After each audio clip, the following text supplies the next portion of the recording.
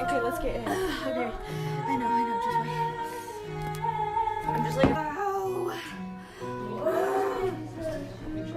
my gosh. I don't know if I'm oh, fuck. Do you want Mom to call Sheila in case Andrew doesn't get in? No. No? Okay. Charity, tell Charity to come here.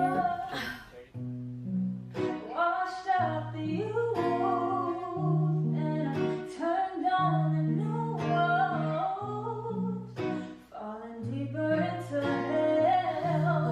Now then the world's the less stress. Put on my shoes with the lace that you wore. Feet are hitting the sand. Ow. Ow. Yeah, the head's coming. Ow. 1 second. Delivering the head. Maybe Oh. calm her down then? Oh. Just in case? Yeah. Oh my gosh. Push it, push it, push it. Oh my gosh. Push it. Push. Oh, I feel the head. I feel the head. Oh my god. Really good. We're all here to put on a show. Oh my gosh. Oh my gosh. Oh my gosh. Oh my gosh. Oh my gosh. Oh my gosh. Honey. Yeah, baby. Yeah. Okay, yeah. Watch it. It's good. It's good. We're gonna. Oh, it's good. It's good. Yeah. Oh my god.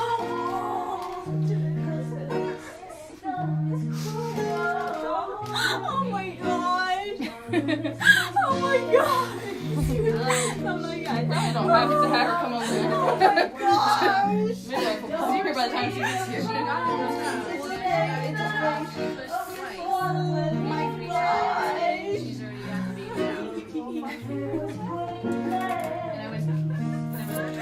Oh my god.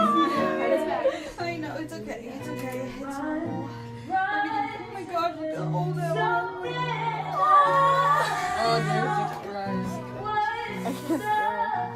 Oh, can you hear that, baby? It's a crew. Yes, of it all. In life is such a good song. We all here to put on a show. That's one way we have it before. Guys, I can't see. Yes, of it all. In this life is such a good Watching. song. We all here to put on Please do not say anything if your Facebook friends with me. Gosh, ear is like, his ear was literally like glued shut because of all the birds. Today is a beautiful day. Today is a beautiful day. And welcome to Legacy's baby story. Your DNA was put in place to create a different face. How about you share with us a little bit about yourself? My name is Bethany. I live in a really small town in between. It's close to Cleveland and Akron area. Yeah. So that's where I live. I've been married to my husband now for it'll be 3 years this weekend actually. And then we have 3 kids, and it is Ivy, she's 3 years old. Manny, well, it's Emmanuel, but we call him Manny. He's 2, and then Viola, my youngest, and she just turned 10 months. Oh, amazing, 10 months. Around 9 o'clock, I went to lay down my daughter, and I laid with her for a little bit just to get her to sleep. And then I ended up falling asleep too for a little bit, and I woke up because I was having contractions. So I decided, I was like, I'm going to go get in my bed, like try to get some rest and stuff. I laid here for about like 15, 20 minutes, and I just couldn't get comfortable, kept tossing and turning, like trying to get comfortable. And I was like, oh, this is like not working. So I was like, I'll go get in the shower. And if I get in the shower, if contractions stop, then like I'm not going into labor. So I went and got in the shower. I was in the shower for maybe like 30 minutes, and the water felt so good. But again, the contractions like were just getting stronger and closer together, but I was still like, I don't know, like I'm just gonna like give it some more time. Okay, so what was different about those contractions compared to your first two? I think with almost all of my births, I've been like in denial until like it's like right up. Like with my first, I had all three of mine naturally. I had my first in a hospital, second at a birthing center, and then my third at home. But with all of them, like I've kind of like been in denial. We decided to have a home birth because I was like, I love the birthing center, but I didn't want to have to like being in labor and active labor for an hour in the car. It was like the worst thing ever. And like while I'm doing my makeup, I had to stop like numerous times to like breathe through contractions. So then around midnight, I finally was like, I think we probably like need to call some people, like maybe call the midwife, see what she thinks. So he ended up calling her because at this point I was like having to lean up against the wall like during contractions and just like really breathe through them. So he called our midwife and was just like, what do you think? Like, I don't know if we should come or not. Like she doesn't really think it's like this is like real. Or my sister-in-law was our like photographer for our birth, well, for all of my births. So we called her, my sister, and just like everyone who was going to be here for it and everything wanted to be here for it. So we called all of them, told them to come over. And then it wasn't till about, I want to say close to 1 when they all started like showing up. On like things got like I was in the kitchen, I was leaning over the counter, which like with all of my kids it's like felt really good to like lean over on something. Like around 1:20 I finally was like, okay, like I was feeling like a lot of pressure, a lot of urges to like kind of push, but I went into my birthing room, which we had already had like set up and everything, and my husband was like filling the pool with water and all that stuff, which at this point it was like pretty much full. So I was like, I think I'm going to get in. Like, I don't know. My sister was like, no, you should like get in. Like, you should just get in, just see. Cause even if like you don't go into like, even if you don't have it right away, like it'll probably feel good. And like when I did get in the water, like immediately, like I just had like so much relief. And my water broke like within a minute or two. And within a few more minutes, like I was pushed, like that her head was coming out. Like I wasn't even hardly pushing. My body was doing a lot of it just by itself. And yeah, so all of a sudden I was like, her head's like coming out. And I really, all along I had planned to go unassisted, and it wasn't until about like close to 27 weeks that we finally did end up hiring a midwife. Like kind of like knew what I want. Like I knew I wanted my midwife to be hands off even if she was there. So I kind of like knew everything was okay. I didn't like have any feelings that anything was going wrong or anything. Mm-hmm. And yeah, so around 1:25 I delivered her. Wow, congrats, that's amazing. At first I thought that you really wanted your midwife to be there and it was more like an accident. But now I'm thinking like you truly got what you wanted. Do you think in hindsight that we're kind of like pushing it off so you at least got time to labor on your own? I think I was, even though like she was like totally like on board with like being hands off and everything. I think I still just like, I think even just not having her there at all kind of just like put me in a better like mindset and everything too. I hear that because sometimes I feel like when the midwives are there, it gives it a little more pressure. You feel a lot relaxed when you're by yourself. How do you feel the difference is with your contractions when you were at the birth center versus your contractions unassisted? So like the whole thing with the birthing center, it was like really nice and everything, but everything was super rushed. I never like had time to really like focus on my contractions or breathe, because as soon as I got there, they like wanted me to fill out all this paperwork, and my they're like 2 minutes apart. I'm like 8 centimeters dilated when I got there, so they're trying to get like an IV and they're trying to get a hep lock in me, and I was just like, oh, this is like terrible. So I really felt like I didn't have like any time to really focus on my contractions, where when at home, like I just had so much more time to focus on them, really breathe through them, and like I was in my home, so I just felt so more relaxed and everything like that. Yeah. And like, don't you kind of feel like you're more in control, like, and also like, and more like alert, like you know what you're doing? And like even when you said no, the head is like already out, like you so awake and like you know what you're doing, versus like usually women who explain their hospital birth, like they don't remember anything, they can't see anything. but even still, even in the birthing center, like it was still like I don't really remember a whole lot. Like you said, like when you're pushing and everything, like it kind of all just feels like a blur. Where with Viola, when I was in the tub and everything, like I could just like really feel everything. I really felt her coming down, and it was like really comforting too to like feel that and know like, okay, like everything is okay. Like I can feel her coming down. Like it's all gonna be all right. She's gonna be out here soon. So amazing. So what was your postpartum like?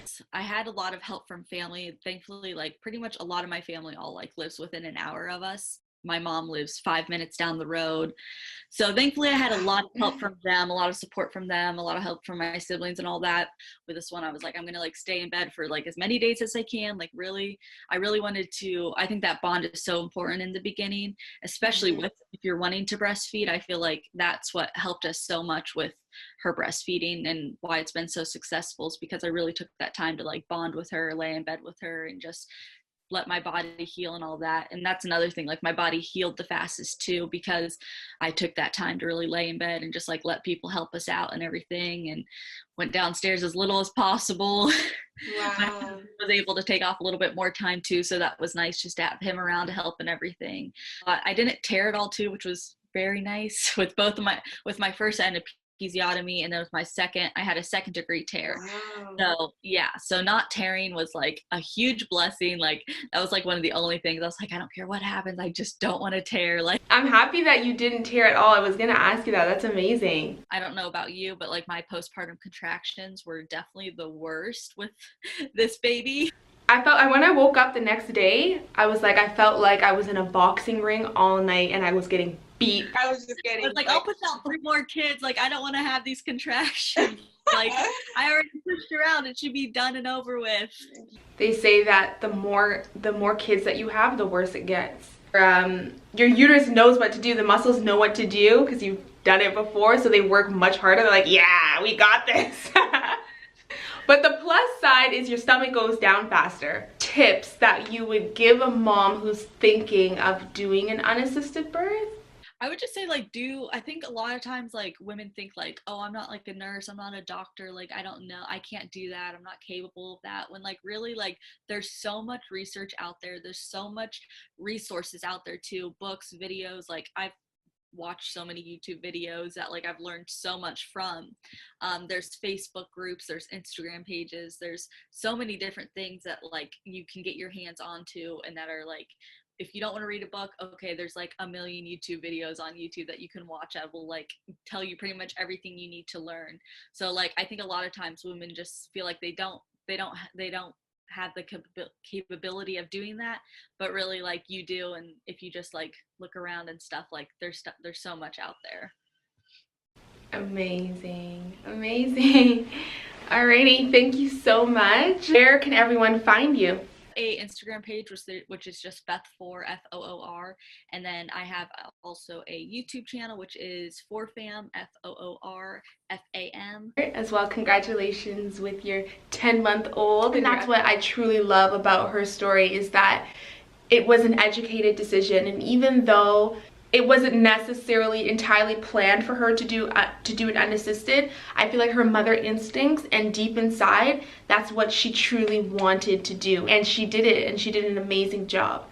And I believe that if she can do it, you can do it too. Our bodies are made and our bodies are designed to give birth naturally, and anybody can truly do it if they have a straightforward, healthy pregnancy. I know some of you guys are on the fence. You want to have an unassisted birth, or you want to have a home birth, but your plans are going in the opposite direction. You're either going to a birth center, you're going to a hospital, there's some conflicts with COVID-19, and all your plans are spinning and changing. And really what I want to say is, nobody's going to make that decision for you except for you.